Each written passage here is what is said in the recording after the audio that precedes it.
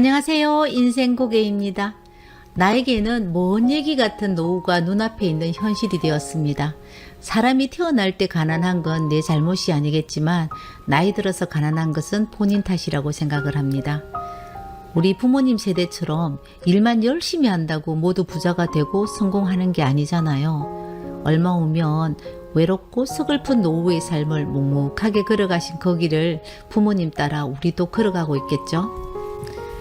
고등학교 다닐 때 선생님이 이런 말씀을 하셨어요. 늙어서 고생하지 않으려면 지금부터라도 경제 공부를 해야 한다.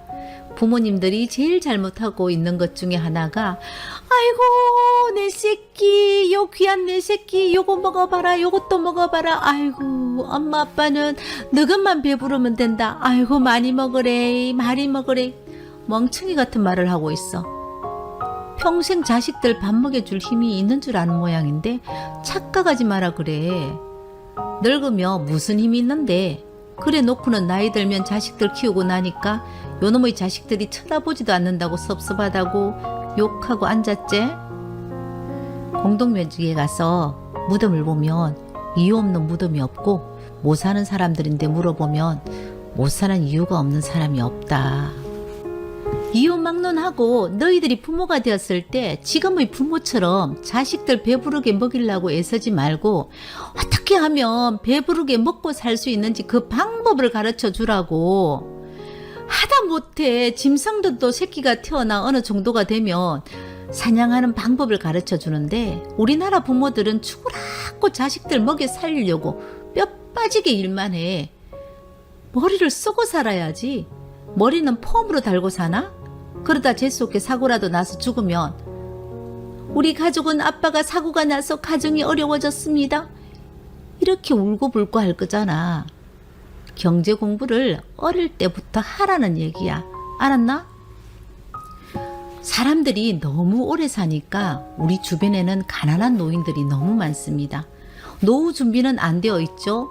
돈이 많다고 해도 요리조리 자식들에게 다 뺏기고 나면 가난할 수밖에 없을 겁니다. 경제 활동도 할 수 없는 초고령 사회에 살고 있는 내 부모님들은 지금 어떻게 살고 있을까요? 오늘 시댁 작은 아버님 장례식 날입니다. 장례식장에 가면 벽에 호실마다 돌아가신 분 사진하고 나이를 적어서 걸어두었더라고요. 작은 아버님이 82이었는데 제일 나이가 어렸습니다. 모두 95살, 98살이 넘었더라고요.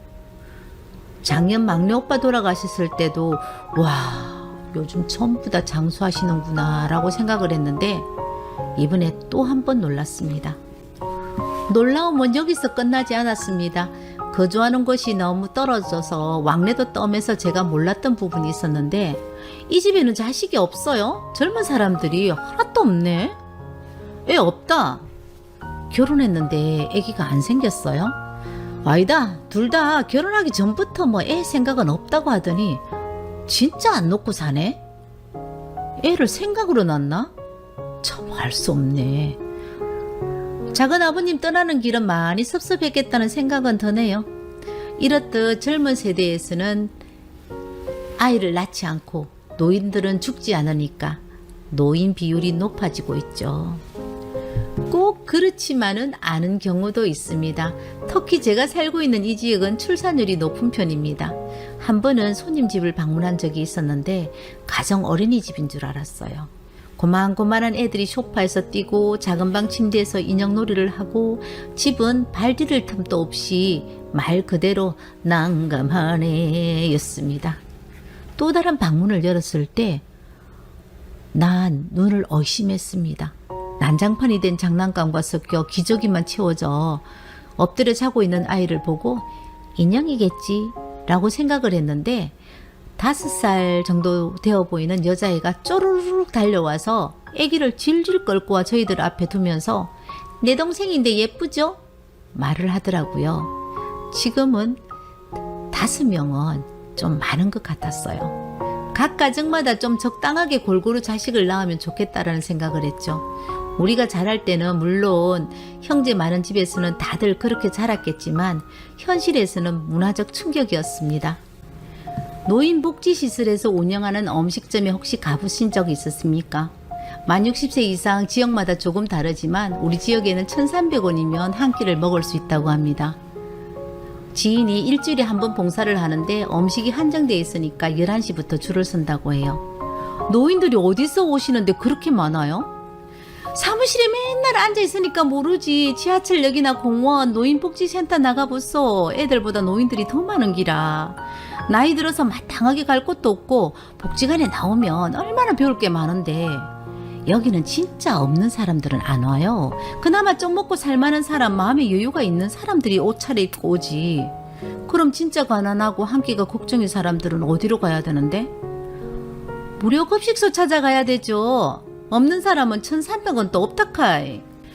요즘 젊은 사람들 월급 받아서 집 살기 힘들다고 아예 포기를 하는 사람들도 있고 좌절을 미리 쫙 앞당겨서 일도 안 하고 사는 사람들도 많다고 하는데 일 안 하면 부모 등골 안 빼면 누가 먹여주나요? 친척 중에 대학 졸업하고 5년째 백수로 노는 사람이 있거든요. 아직 취직 안 하고 엄마 옆에 붙어가 살고 있나? 아이고 말도 마라. 일자리가 없단다. 힘든 일 안 하고 편한 일만 찾으니까 일할 곳이 없지. 지금 저 통근버스에서 내리는 저 사람들은 공단에서 무슨 일을 할 것 같아? 대학 나와서 저런 일을 어떻게 합니까? 걔 코 같은 소리 하고 있다. 왜 대학 나오면 저런 일 하면 안 된다는 법 있어? 곡괭이 들고 땅을 파봐라. 10원 한 푼 나오는지. 넌 일할 의지도 부족하고 땀 흘리는 일도 하기 싫고 땅 파보고 싶은 근성도 없는 놈이 부모 돈꿀은 어떻게 빼먹고 사니? 그냥 나가서 죽지 이놈 새끼야. 집 한 채 가지고 자식과 감정이 상해서 살고 싶지 않다는 노인이 있습니다.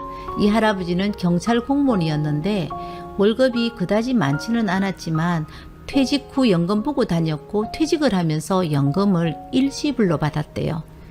그래서 자식들에게 조금 주고 난 이 돈을 다 쓰고 죽으려고 했는데 안 죽어서 문제가 생겼습니다.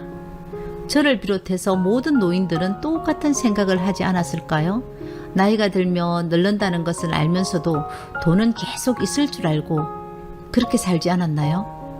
또 적당하게 늙으면 죽는 줄 알고 남김없이 집 팔고 논 팔아서 자식들 학교 공부시키고 결혼을 시켰는데 죽지는 않고 경제력은 없어졌다는 겁니다. 그때 후회합니다. 내가 왜 이렇게 잘못 살았을꼬. 뭐 하나 물어봐도 되겠는겨? 내 자식을 내놓고 말하기도 부끄럽지만 물어보려고 하면은 얘기를 해야 될 것 같네. 내가 집이 한 채 있는데 자식이 자꾸 팔아서 달라고 하네. 옛날에도 땅 팔아서 큰 집 사서 같이 살자고 하더구만. 나는 아직 그 집에 한 번도 가본 일이 없다. 내가 왜 이리 살았는지 나도 모르겠다. 그런데 뭐가 궁금한데요. 퇴직금도 한꺼번에 받아서 자식들에게 다 들어가고 이제 집 하나 남았는데 얼마 안 되는 재산채도 요즘에는 힘이 들더라. 그렇다고 자식들이 생활비라도 좀 주면 되겠는데 저것도 살기가 힘든가 마땅치가 않네. 그래서 주택연금이 있다고 하던데 좀 알아보려고. 아들놈이 자꾸 집 팔든지 뭐 대출을 좀 받아서 달라고 하기도 하고. 할아버지 주택연금은 내가 살고 있는 집을 담보로 맡기고 연금 형식으로 받는 국가가 보증해주는 대출이라고 생각하시면 됩니다. 매달 받아간 연금에다 이자를 붙이고 해지할 때 한꺼번에 정산하거든요.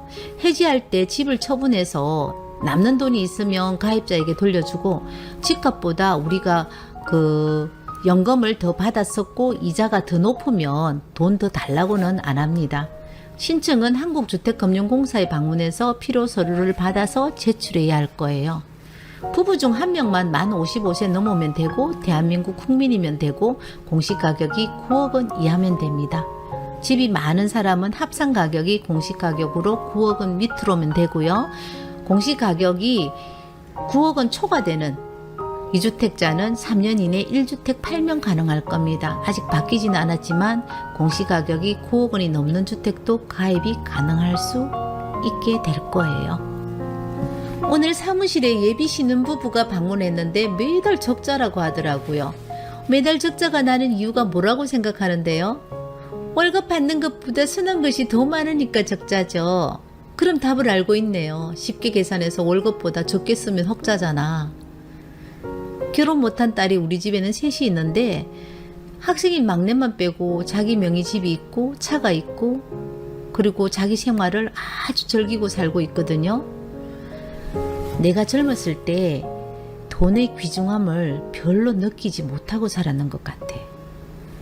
경제관념이 부족해서 좀 흥청망청 살았는 것을 후회하면서 딸에게는 저처럼 경제관념이 부족한 아이로 키우면 안 되겠다라고 생각을 했어요. 한때 우리 집 가훈이 세상에는 공짜가 없다였습니다. 용돈을 받을 때는 항상 대가를 지불하고 용돈을 받을 수 있었죠. 주어진 용돈이 떨어져도 절대 보충해주지 않으니까 알아서 잘 살더라고요. 지금도 월급을 받으면 절반, 때로는 3분의 2까지 먼저 저축을 하고 생활한다고 해요. 저축이 생활화되어 있으면 사람들은 돈 때문에 울고 돈 때문에 웃고도 하지만 최소한 돈 때문에 우는 일은 없을 거예요. 모든 자식들은 부모가 큰 목돈을 떡하게 가슴에 안겨주면 얼마나 좋겠어요. 우리 그걸 바라잖아요. 그런데 대다수 부모님들은 해당 사항 없는 얘기 아닙니까? 이렇게 우리가 목돈을 자식들에게 훅 하게 넘겨줄 수 없다면 돈을 모을 수 있는 경제교육을 시켜야 합니다. 탈무드에 보면 고기를 잡아주면 한 끼가 배가 부르고 낚시하는 법을 가르쳐주면 평생을 먹고 산다고 했습니다. 젊을 때 얼마만큼 저축을 했느냐에 따라서 내 노후가 결정이 납니다. 자신의 늙어가는 몸뚱아리는 자식도 아니고 오직 본인만이 책임을 져야 합니다. 경제 활동을 할 수 있다면 우린 죽을 때까지 움직여야 살 수 있는 시대에 살고 있습니다. 비록 우리는 노후 준비를 못한 세대라면 우리 자식들은 부모들이 그런 무모한 길을 걷게 만들지는 않게 해야 되지 않겠습니까? 미리 준비해야 노후가 편안해집니다. 아무리 성실하고 착하다고 해도 경제관념이 없으면 시간이 흘러갈수록 우리의 삶은 비참해질 겁니다. 내 인생은 오늘부터 내가 책임질 수 있도록 준비해 보도록 합시다. 오늘 인생고개 여기에서 마치겠습니다.